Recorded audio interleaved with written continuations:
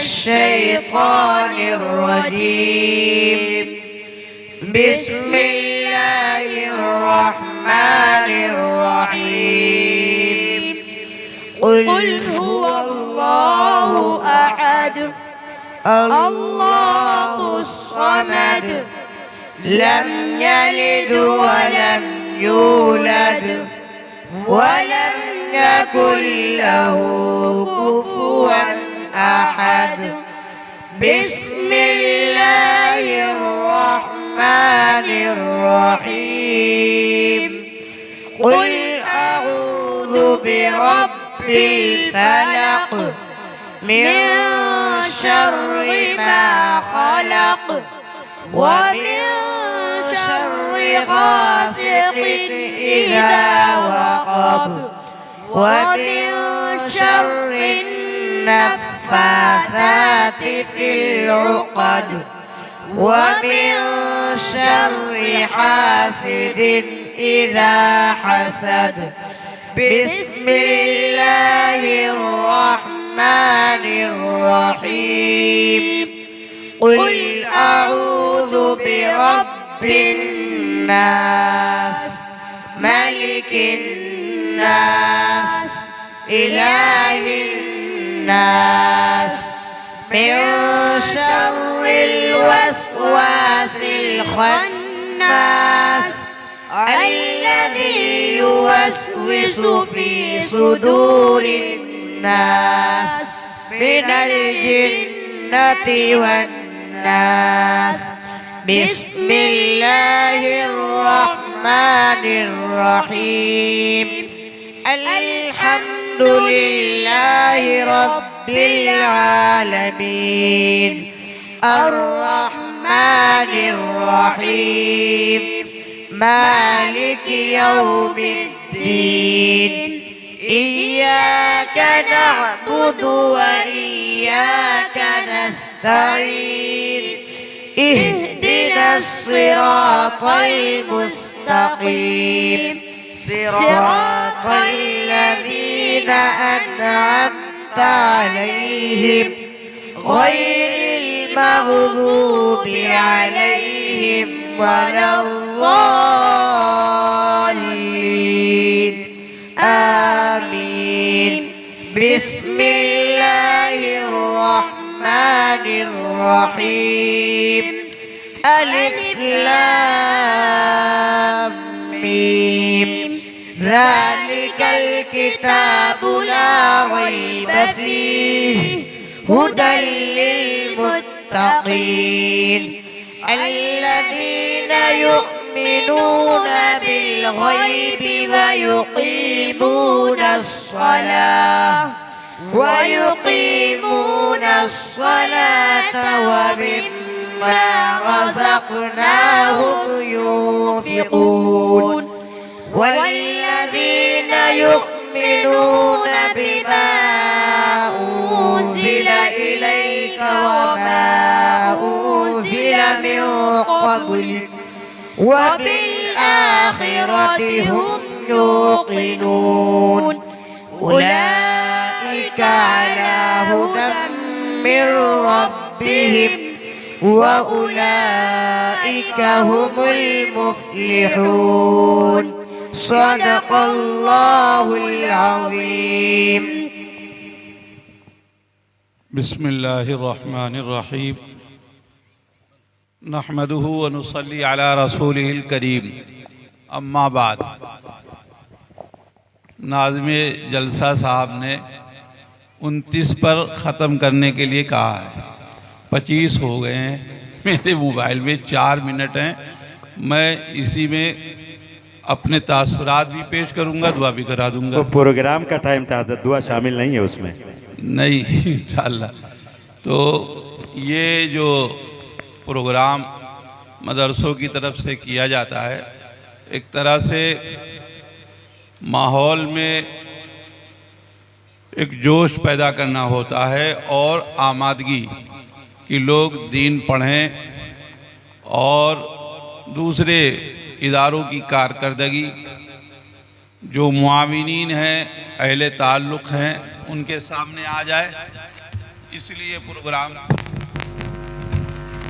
منعقد کیا جاتا ہے۔ ماشاءاللہ اچھا پروگرام ہوا، چاہے کوئی بات چھوٹے گئے یا بڑے گئے، بچوں کی شکل میں بھی دین کی باتیں آپ حضرات تک پہنچی، اور مغرب بعد سے چونکہ یہ پروگرام ہے تو ہمارے شہر کے سب سے بڑے ہم سب کے استاد حضرت قاری زبیر احمد صاحب مدظل العالی، ان حضرات کا، پھر ابھی مفتی پرویز صاحب، ماشاءاللہ ان سبھی حضرات کا خطاب ہوا اور کافی دین کی باتیں آپ تک پہنچی۔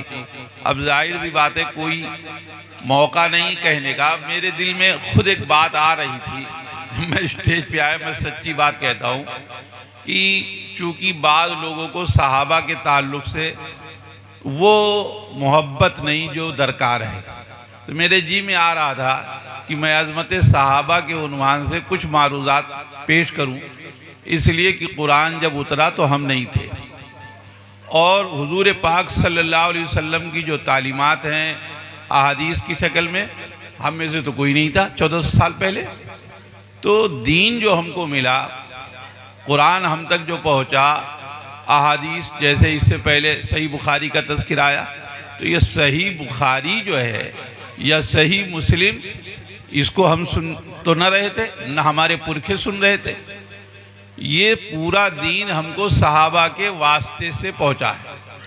صحابہ بیچ کی کڑی ہیں، اگر جو واسطہ ہے وہ کمزور ہو اور وہ قابل اعتماد نہ ہو تو اس کے واسطے سے جو پیغام آتا ہے وہ پیغام بھی قابل اعتماد نہیں ہوتا۔ اگر صحابہ کو مجروح کر دیا جائے اور صحابہ سے حسن عقیدت و محبت ختم ہو جائے تو قرآن کا قرآن ہونا اور احادیث کا احادیث ہونا سب مٹی میں مل جائے گا۔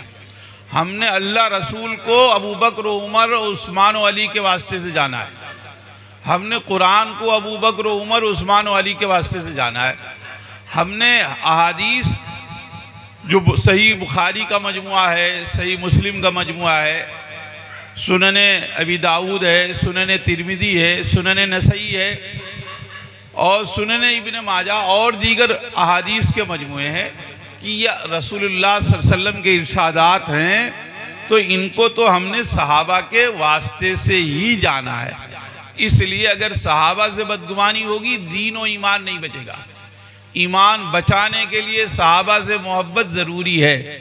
اس لیے بھائیو قرآن کہہ رہا آمنو کما آمن الناس، پہلے پارے میں ہی ہم پڑھتے ہیں، دوسرے صفحے پہ اللہ کہہ رہا کہ ایمان لاؤ جیسے ابوبکر و عمر ایمان لائے تھے، عثمان و علی ایمان لائے تھے۔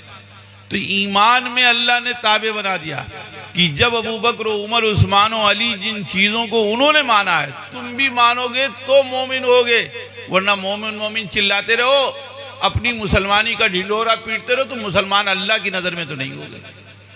اس لیے بھائیو بزرگوں صحابہ سے تعلق، ان سے محبت رکھو۔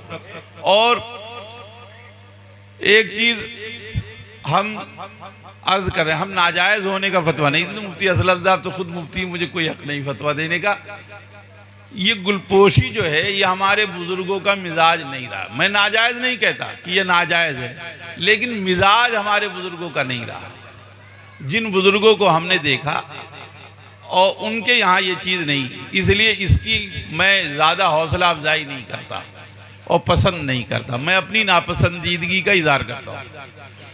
ایسے ہی ایک بچہ حافظ ہوا، والدین کو محبت اور خوشی ہونی چاہیے، ظاہر سی بات ہے، انہوں نے بڑا سا صحرا بنایا، بچے کو پہنایا، روپے کے نوٹ، یہ اپنا طریقہ نہیں ہے، یہ اپنا طریقہ نہیں۔ اظہار محبت اچھی چیز ہے اور بیتابی ہوتی ہے، لیکن محبت کی بیتابی میں ہاتھ پاؤں تھوڑے نہ کاٹے جاتے ہیں، ہر چیز کے حدود ہوتے ہیں۔ اظہار خوشی کا بھی ایک معیار ہے اور اظہار غم کا بھی ایک معیار ہے، جو اللہ رسول نے سب ہم کو سکھا دیا ہے۔ نئی چیزیں گڑھنے اور ان کو فروغ دینے کی کوئی ضرورت نہیں ہے۔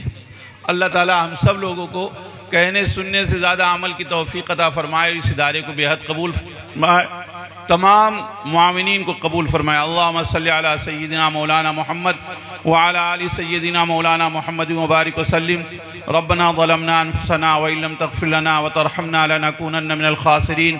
ربنا لا تزغ قلوبنا بعد إذ هديتنا وهب لنا من لدنك رحمة إنك أنت الوهاب۔ اے اللہ ابھی قرآن کریم کی تکمیل ہوئی اور تیرے بہت سے بندوں نے دین کی باتیں لوگوں کی ہدایت کے لیے کہی ہیں، اللہ جو باتیں کہی گئیں ان سب کو قبول فرما آمین۔ اور اس ادارے کو اپنے مقاصد میں کامیابی عطا فرما، اس ادارے سے تعلق و محبت رکھنے والوں کو قبول فرما، آمین۔ ان کی نسلوں کو قبول فرما، ادارے کی اور حاضرین کی تمام جائز تمناؤں مرادوں کو پورا فرما۔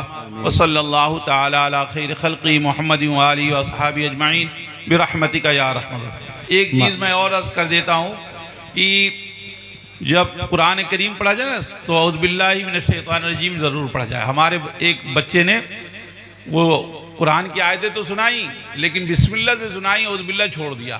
تو یہ تجوید کا اپنا طریقہ، یہ اصول ہے کہ پہلے اعوذ باللہ پھر بسم اللہ پھر قرآن کریم پڑھا جاتا ہے۔ ماشاءاللہ۔